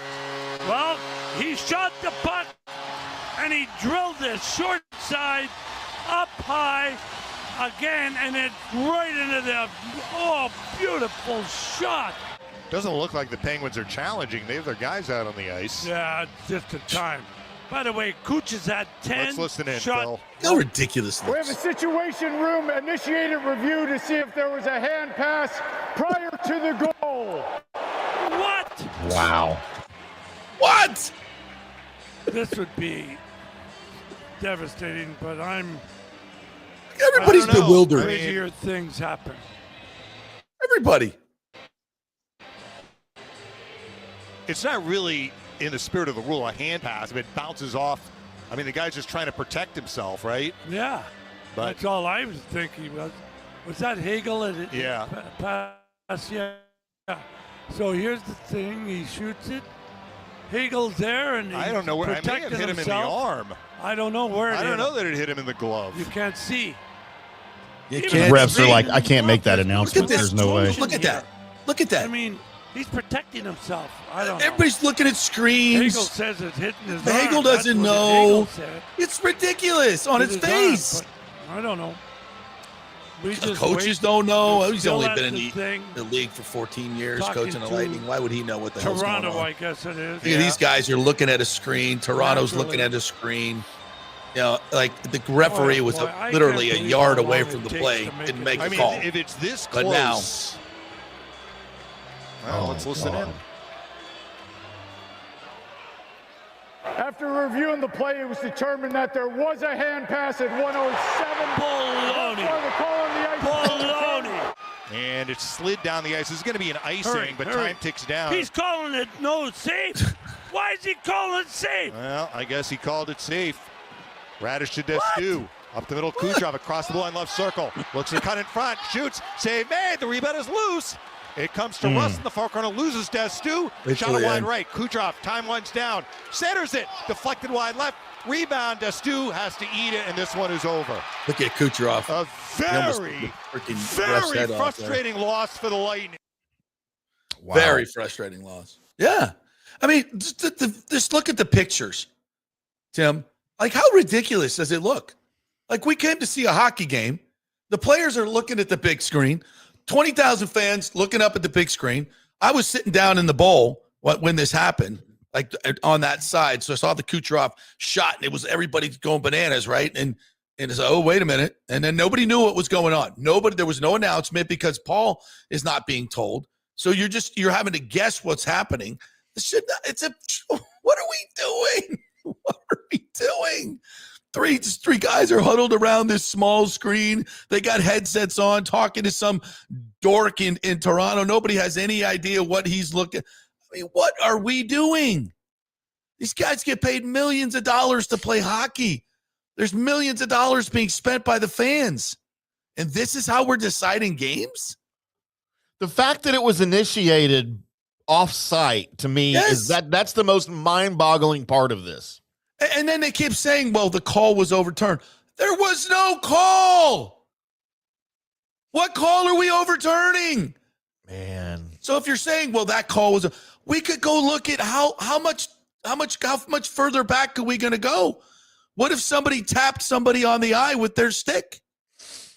The non-call was overturned is what was the non-call, which was overturned but you can only look at that with a minute to play, but the goal happened at 55. This happened at 107. The rule says it's in the opinion of the on-ice official. Well, the opinion of the on-ice official was that, I mean, what are we doing? And we've come to accept this as, this is how we adjudicate games now. No, I say no. I'm done. By the way, JP, in your infinite betting wisdom, 73% of the betting on the Cowboys last night. Interesting. So if the Cowboys covered, the sports books take a bath. The FanDuels of the world, who are in partnership with the NFL, take a bath.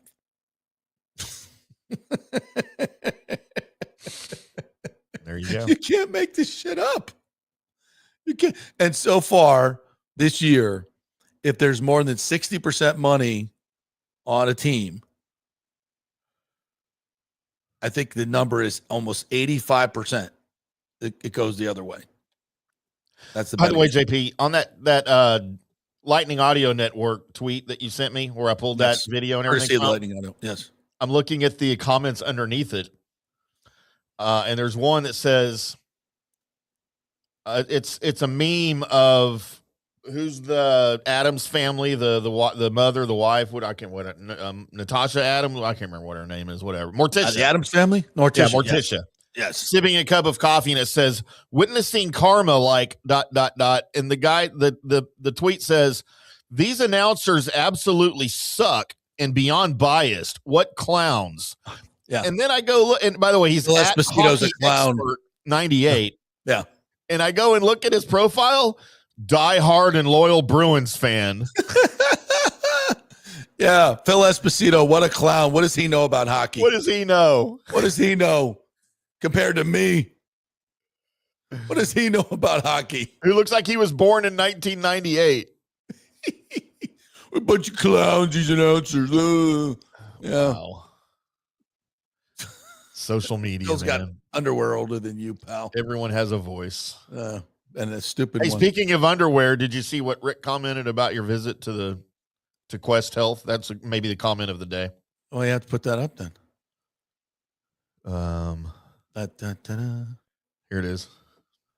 JP at Quest Diagnostics. Sir, we'll need a urine, blood, and fecal and semen sample. JP, can I just give you my underwear? It's an old joke, but a good one, Rick. It's an oldie but goodie. Absolutely. Absolutely. Chris Garrido, our good friend, says, I don't complain about the refs, but last week against Arizona was an abomination. It's stupid. It's the calls that have nothing to do with the game. Yeah. So you shouldn't have called it anyway. And then when you look at the call, it's a terrible call. So not only should you not have got involved, you blew the call. It's just so bad. He says the grounding calls, no calls too. Terrible.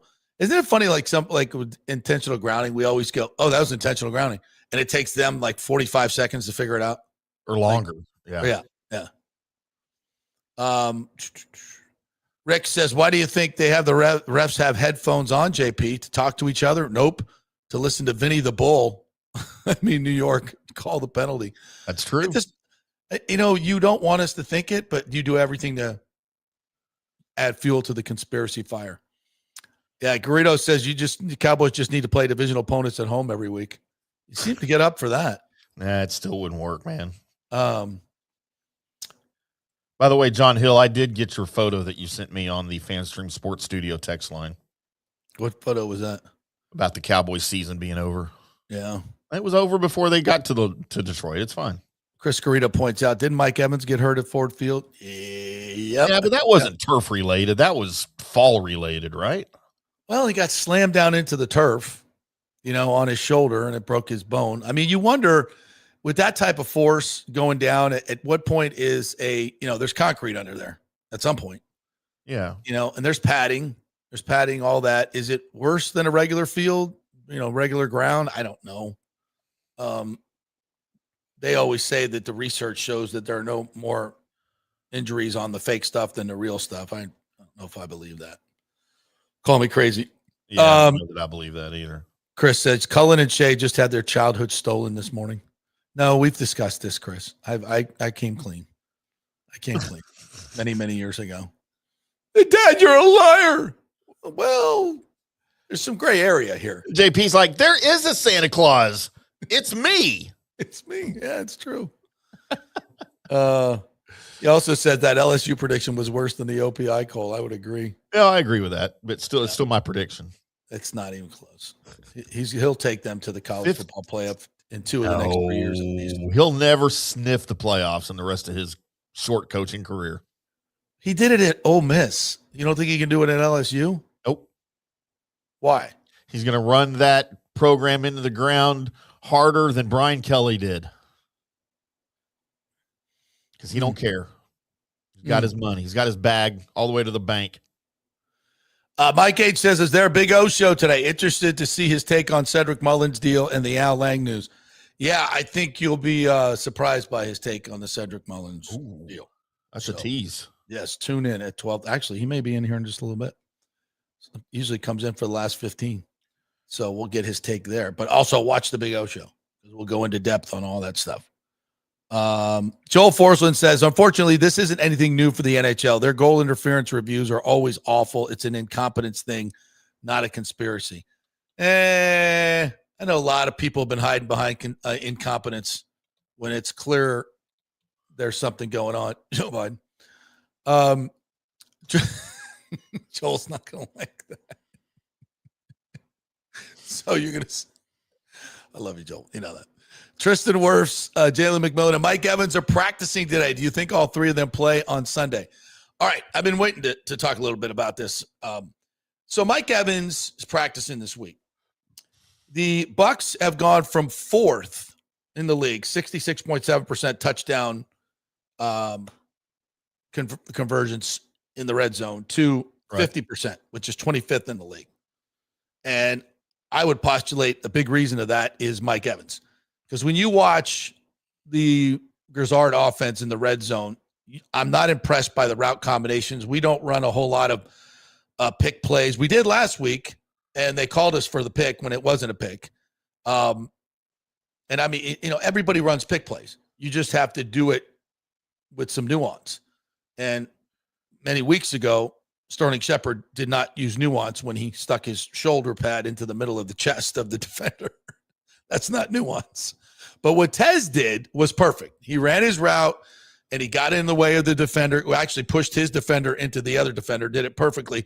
He never even hit that guy. The two guys ran into each other, and somehow that was offensive pass interference. Figure that out. So I thought Grizzard got a lot more creative last week, and, of course, the Tristan Wirfs play, very creative in the red zone, and that stuff is needed because you can't score otherwise. And having Bucky score from the 13-yard line, that's a big deal. Being able to run in the red zone is huge. That's huge, obviously. And Bucky has that. When you get him on the edge, he can find a crease and get to the end zone. So Having Bucky makes you a much better play caller in the red zone, and having Mike Evans, because Mike Evans, just by way of his presence, you've got to have a safety cheat over that can't be in the box to stop the run. That's huge in the red zone. Huge. And even if Mike is not, 80, 70%, or whatever he is, I have him playing this week because just give him a red zone goal line package. He doesn't have to do anything except stand there because they've got to cheat over for the fade just by his presence alone. But I'm sure he's healthy enough to run, have a 20-25 play package, mostly in the red zone. That's going to have a huge impact. So I think Mike plays this week. And if he can play, I would play him. I know you got the short week the next week, so you could say, well, then he'd have more time to recover. He's had plenty of time to recover. You put him on a pitch count, and his presence in the red zone alone. Remember, in New Orleans, it took us 9 plays because we kept running the same stupid play into the middle of the line instead of, spread them out. And when we spread them out, we did score. So, yeah, it gives you much more options in the red zone, obviously. And I think Mike plays this week. J-Mac, I don't think will play this week. What I'm worried about is Tristan Wirfs. Wirfs has an oblique injury. Now, I talked to him after the game last week, and he did not seem to be in any pain whatsoever, or laboring in any way with an oblique injury. Of course, he was just standing there doing an interview. He was trying to block me or anything. Not that would take a lot of effort. But yeah, I'm a little concerned about Tristan Wirfs because if he doesn't play, now we got to reshuffle the offensive line again. And that's without Cody Mauch, who I think was with us earlier in the season before we had to do the whole O-line thing. So yeah, I am very concerned about Tristan Wirfs.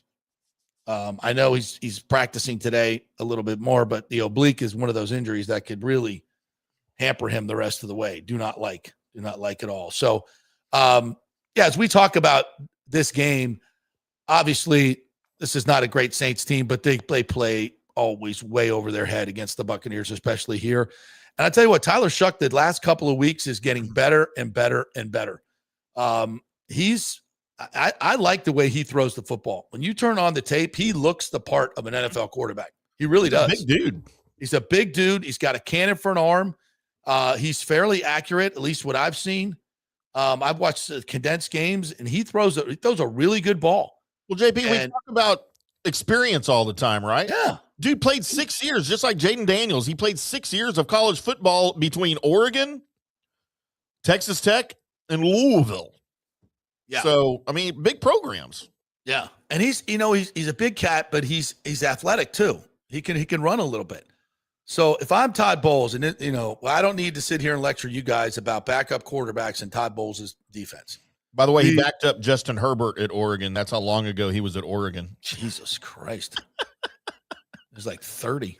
But listen, we've seen these type of quarterbacks have field days against, and I think most of it is where, especially with the guys with big arms, Todd is like, I don't want to give up any cheapies, so I'm going to play soft zone. I don't care who you are. And if you're an NFL quarterback, you can eat that crap up. We saw it last year with Bo Nix. He came in here, he hadn't won a game, and he looked terrible. And we went into this soft-ass zone defense to hope, make him earn it, and wait for him to make a mistake. Well, when guys are that wide open and you're just gifting them 10 yards off the line of scrimmage every play, even guys like Bo Nix and Tyler Shuck can complete passes. My feeling is get after his ass. You blitz, your linebackers, the best thing they do is blitz. They can't cover worth a freaking lick. So you better send them on every play because they can't cover anybody. So get after his ass and stop giving up all these freebies. That's what I would like to see. Lots of blitzing this week. And hopefully Tristan can play, and I'll be interested to see. And with Bucky back week 2, I'm going to go over on all the Bucky stuff this week. Over, and more. Joel Forsman says, calls that have nothing to do with the game are the ones that use to manipulate games. They don't explain anything. Yep, that's the whole thing. Chris says, how about diehard Bruins fan calling Espo a clown? Phil played there for a decade. Right? He probably doesn't even know that. 1998. Come on, get out of here. Mike H wants to know what the FanStream Sports text line number is. Yeah, I put it up on the screen here. I'll put it up again real quick. All right. Michael LaRue says, with gambling now legal, Congress can call sports commissioners into hearings and demand greater transparency. Well, then let's go. 214-937-0569. There you go, boys. He says they have a responsibility to protect their constituents and ensure the integrity of the games. Damn right. Damn right. What is integrity? Integrity, sports. What are we doing? Mike Evans was also concussed on that play in Detroit. Definitely could have been turf related. That's right. He landed. It was a hard fall, though. I mean, yeah, the guy landed on top of him too. Right. I think that's what broke the collarbone was the guy landing on top of him. Isn't that a foul when you land on top of somebody? Only the quarterback. Only the quarterback. That's right. Joel Forsland says the problem with that is they just pay off Congress members. When was the last time any corruption was actually prosecuted? Never. Never. Yeah. Never. That's why they have free reign to do it all. $1 billion in a state. Minnesota. $1 billion. Insane. I underestimated Tim Walz. He's way more corrupt than we gave him credit way more for. corrupt and aggressive than I thought. I didn't think he had any balls whatsoever, but now I'm like, damn, $1 billion? Damn, dude. Wow. That's some serious cojones to do that. That's cartel level. Well done. Well done. Chris says, this is great stuff, Peterman. Wish I could listen more. We have a podcast. Listen whenever you want. Listen whenever you want. He's busy losing weight, though. I'm jealous. Yeah. All right, we'll do one more break, and then we'll come back and finish up with everything else. Maybe some there's some big conference championship games this weekend. That mean absolutely nothing. Yeah, I've got 5 college football locks I'm going to give you on the other side. Yes. All right, let's lock them up. We're brought to you by the great folks at Third Generation Plumbing and American Standard Heating and Cooling. That is the dynamic duo that will solve all of your HVAC problems, whatever issues you have. That is American Standard, the most efficient, the most durable units you will find. And you don't want to cheapen out on your unit, folks. You want the best unit, and that is American Standard Heating and Cooling. And the great folks at thirdgenerationplumbing.com will put it in for you. So whether it's plumbing, AC, anything mechanical around the house, Third Generation Plumbing, great folks over there. They will show up on time, clean, well-dressed, professional, honest, all that stuff. thirdgenerationplumbing.com. Tell them JP sent you. Back in 3. Hey, JP here for my concierge medical professional, Chris Lugo, PA. You've heard him on the show for a couple of years where he shares invaluable medical, nutritional, and supplement advice. With Chris, it's like having a medical provider as your best friend. What I love about this concierge service is the convenience and support he offers. I can text or call him 24/7 with any questions or concerns, and he'll promptly call in a prescription if needed. No office visits or copays required. It gives me peace of mind knowing I have someone genuinely invested in my health, not just focused on insurance profits. And the best part, the Bay Area Modern Medical Center's personal concierge service is more affordable than you might think. Don't let insurance companies dictate your health care. Take control of your health and wellness today. Visit BAMMC.com for more information and to schedule your initial free consultation. Empower yourself and take charge of your personal health with BAMMC.com. Experience the art of driving at Genesis of Tampa, where luxury meets innovation and every detail is crafted for you.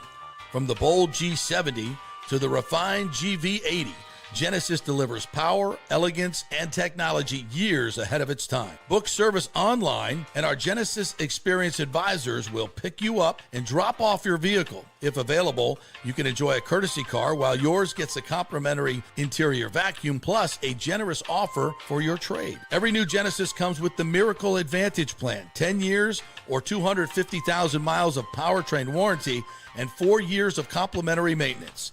Visit us at 801 East Bears Avenue or online at genesisoftampa.com. Genesis of Tampa, luxury redefined. Italiano Insurance would like to congratulate the Bucs on their 50th anniversary season. And you know what? We've been here for every season and then some, over 60 years in business. We've seen some smart coaches with great game plans, but if you don't have flood insurance or business insurance, that's a terrible game plan. That could ruin you financially. You don't want to take that L.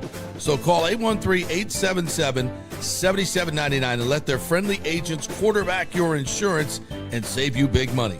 Italiano also sponsors our FSU report every week, so go Noles.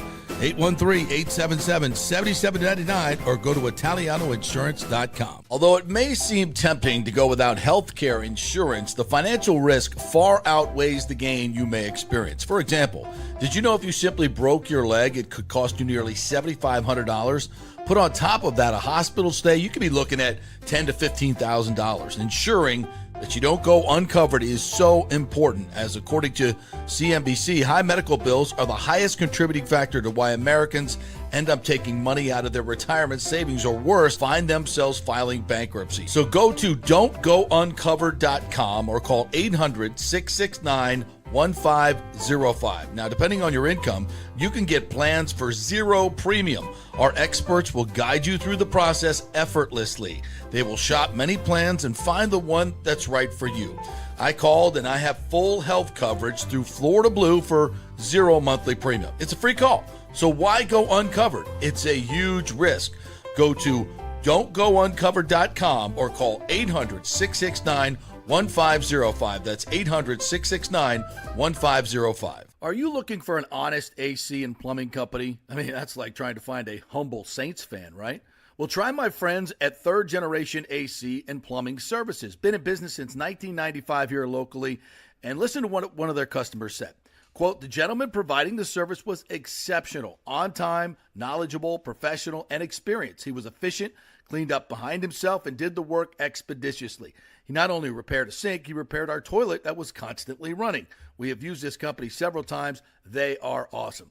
Says it all, folks. Testimonials really say it all. Call 813-961-8024 for honest, fast service. 813-961-8024 or thirdgenerationplumbing.com. We also do AC. Let's go. Right now. Back to the show on FanStream Sports. Oh, boy. We got another bad trend in sports, and we'll talk about here in just a second. After I tell you about the great folks at Italiano Insurance. Hey, if you started a business during COVID and you have not gotten business insurance, folks, you got to have it, because if you get sued, you could lose all your personal wealth. So make sure you have business insurance. Go to italianoinsurance.com. Just give them a call, 813-877-7799. Have them shop that around for you. Also, flood insurance, homeowners insurance. Make sure that you have enough homeowners insurance, by the way. 40% of you are underinsured. And just let them save you money. They do all the work. You save all the money. Pretty simple stuff. ItalianoInsurance.com, 813-877-7799. So this is an interesting development. Oh, no. Timothy? Oh, no. Sources tell Football Scoop that Kansas State football intends not to accept a bowl invitation. Told the program held a players' vote, and the decision was no bowl game. Yeah, saw this yesterday. Yep. So now, and think about it for the players. Everybody's gone home. They're all home for Christmas break. You're going to stay up there, practice, and go play in some meaningless bowl game. Yep. But also for guys, bowl trips used to be a big deal. Yep. Because that was back when they weren't getting paid, and you go and you get all this great stuff, and it was okay to get all the swag. And then, if by chance you took your own possessions and then sold them for money, no. You get disqualified for that. The NCAA will come down hard on you.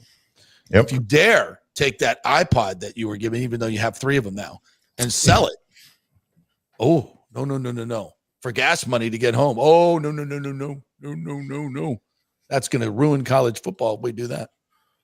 So now we have basically football players saying, I don't want to play. I don't play in a bowl game. I don't care. Well, unless it's the college football playoff, does anyone care? No.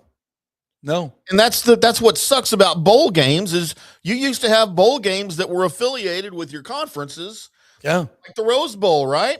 Man, if you played in the Big Ten or you played in the Pac-8 that was it. Day, and you went to the Rose Bowl, there was nothing better other than winning a title, right? Going to California, staying out there for a couple. Now, a lot of bowl trips are great. Like, if Kansas State was given an invitation to the Hawaii Bowl, would they want to go? They accept that invitation. Go to Hawaii whenever they want now. Now, USF, for instance, they're going to the Cure Bowl in Orlando in the Camping World Stadium. Now, Rob Higgins can sell freaking ice to an Eskimo. It's going to be a tough sell. Yeah. On December 17th. Right. Driving over to Camping World Stadium, that crap hole that is Camping World Stadium, that State Fair erector set that they have over there, in the worst part of town. Like, I don't know anything rewarding about going to Camping World Stadium. It's just awful. Terrible part of town, nothing around it. And you're going to play in a Cure Bowl against, wait for it, Old Dominion. The band or the school? I'd rather go see the band. Oh, we're getting an Old Dominion concert? Oh, I'm in. I've seen them. They're very good. Football against Old Dominion? Nah, I'm good. I've seen Old Dominion. They're very good. They are fantastic. So, yeah. ODU. Woo! That's an ODU game right there. That's a OD Poo game. That's what that is. The Cure Bowl. Last year, he went to the Hawaii Bowl, played 5 overtimes. We're going to the Cure Bowl. No wonder Golish left for Auburn. God's sakes. Yeah, I have to go to the Cure Bowl. I'm this close to the college football playoff, and now I'm going to the Cure Bowl. Is this what used to be known as the Pop-Tarts Bowl? Well, they still have the Pop-Tarts Bowl, right? So they have 3 bowl games in Orlando now? They have the Pop-Tarts Bowl, the Citrus Bowl, whatever that one is, the big one, the New Year's Day one. Cheez-It Citrus Bowl, the Pop-Tarts Bowl, and the Staff DNA Cure Bowl, all in Orlando. Staff DNA? That sounds like something I don't want to get. The Staph Infection Cure Bowl. Staph Infection Cure Bowl. Hey, well, at least we're raising money to cure cancer. Yes, breast cancer research, JP. That's good because we featuring teams from the American. Spent $600 billion to eradicate cancer over the past 30 years, and cancer deaths have never been higher. But we're working on it. We're working on it through bowl games. Yeah, through bowl games. Boy, I'm so cynical today, aren't I? Cynical for a Friday. I should be more upbeat. Give me something to be upbeat about, please. Okay, here, I'll give you something to be upbeat about. Look, I have 2 things. I have a graphic here for you that I'll show you what John Hill sent. Mm-hmm. This is it on the screen, JP. If you'll focus your attention. Pentagon, hexagon, octagon, season gone. Yes, that's older than Jerry Jones himself. I've never seen that. Apparently, nice. JP's never seen it. Well, you've never been a Cowboys fan, so there you go. Nice. And I will give you another bit of good sports news. Oh, good. Something momentous happened in the NBA yesterday, and it couldn't have happened to a nicer guy. As LeBron James' streak of 1,297 games scoring double digits came to a close as he scored just 8 points in the Lakers win. I forgot who they Wow. And here's the caveat and why everyone is saying, oh, it's because he sacrificed the streak, JP, because at the buzzer, instead of taking the shot that could have won the game because they were tied 120 to 120, he passed the ball. He gets the assist on the 3-pointer that wins the game. Instead of taking the shot to possibly continue the streak. Well, that was good. That's the way that's the way you play. He should retire right now and never be heard from again by anybody on earth. That's not. I'll start watching the NBA again. Okay. All right. He's always been a giver, though. You know that. He's a playmaker. God. He's not a scorer. He's a playmaker. So Dan says, learn the rules, JP, and more fans follow the Pens than Tampa Bay and Penguin fans filled their arenas. So, like, I'm sorry. The rule clearly states that there has to be intention. Yeah. And it's in the opinion of the referee who was right there and made no call. So everybody that's saying by the rules, no, you're wrong. And I was listening to TNT last night, and they said the same thing. Everybody who's ever played the game or coached the game or watched the game says you're wrong, Dan. That's not. You're the one reading the rules wrong. Well, and it also says the rule has to be initiated by the on-ice official. not somebody 1,500 miles away watching a screen after a goal. That's the most asinine part of this, I believe. Yeah. Yeah, it's ridiculous. Anyway, so Brian Hartline, by the way, will make his USF debut on Monday. A press conference, we told you this a couple days ago. Press conference is on Monday at 11 o'clock. We should be able to carry that live, don't you think, Timmy? Sure. How do we? We'll figure that out. They'll probably put it out on the Twitter feed or something. We'll talk about it, but I would like to carry that live if we can. And then hopefully we'll have Brian on sometime next week. So, listen, it's been a great week for the University of South Florida, and it kind of is a very teachable moment, I think, for a lot of USF fans, all of us, because I know right now everybody's up in arms about what's going on at Florida State, and there's a lot of negativity surrounding the program, and I get it, but I think a lot of the negativity needs to be you got to temper it at some point. It's like there's a way through this. A lot of teams go through these things. Alabama went through this before Nick Saban got there. Georgia went through it for many, many years. These premier programs, you go through a lull. Texas, Ohio State, you go through a lull. And and it's all about leadership, man. You got to find the right leadership, and they'll find the right coach at some point. It's the same thing with Florida. Hopefully John Summerall is the guy. Hopefully he is the guy that is the next Urban Meyer. And hopefully the next coach, who's not named Mike Norvell, will be the next Jimbo Fisher. Who knows? There's always another guy that can come do it. You just got to find him. And hopefully that one is Brian Hartline and all, but look, when you brought in Jeff Scott, coming from a great program, great pedigree, all that, you thought it was good. It wasn't. Skip Holtz. And I will say this about previous USF coaches is that they didn't have the resources that Brian Hartline's going to have. Not even close. They did not have the support, the financial support, the resources, pipeline, or anything that Brian Hartline's going to have that Alex Golish had. None of that. And that makes a huge difference.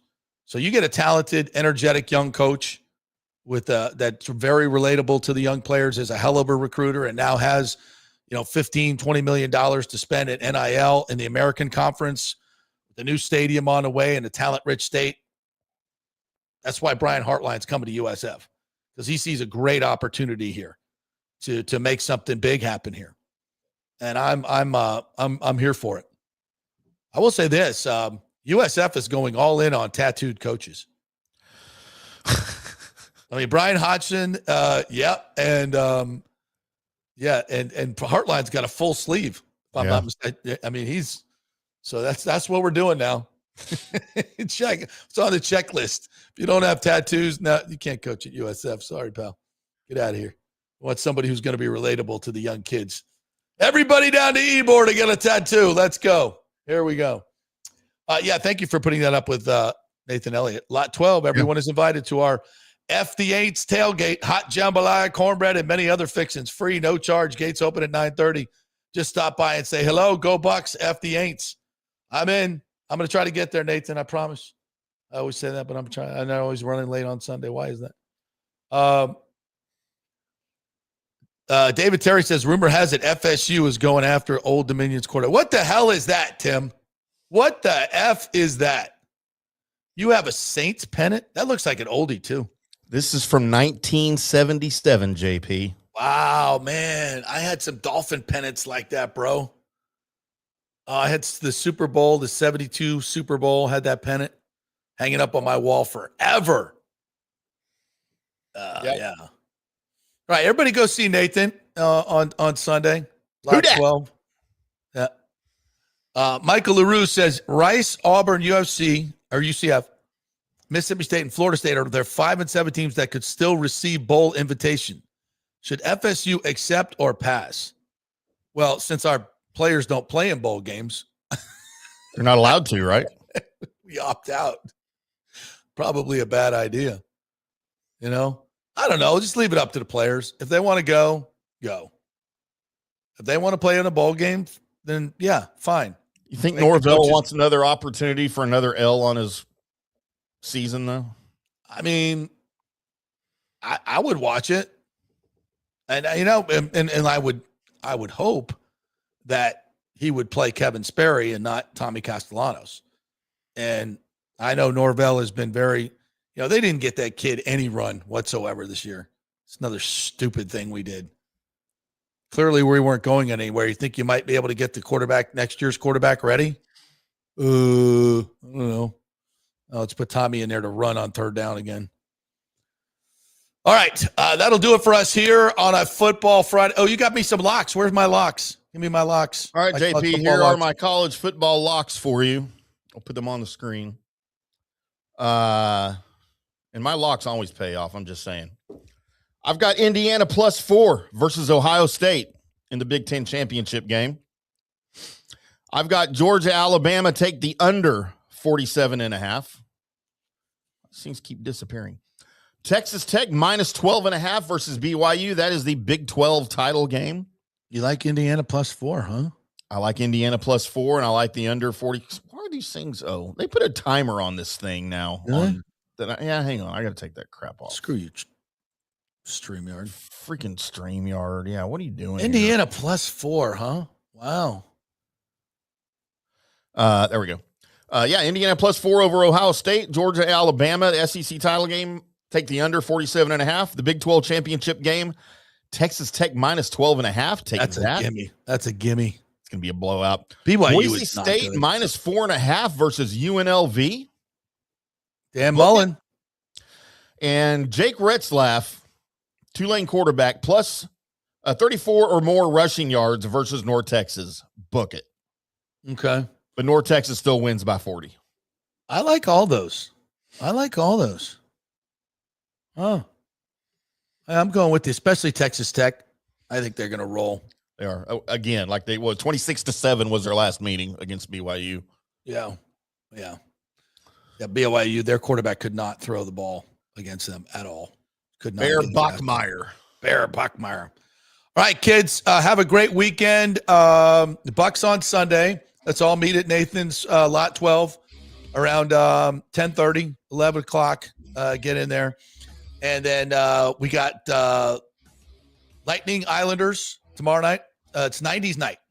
So, wear your flannel. I'm gonna dress up like for 90s night. Kurt Cobain. Okay, let's try that. And then what else we got this weekend? And the Big O show coming up here at 12:30. So we'll talk some Cedric Mullins, all that and more coming up. Have a great weekend, everybody. Hopefully the powers that be that run these sporting conglomerates can get a clue.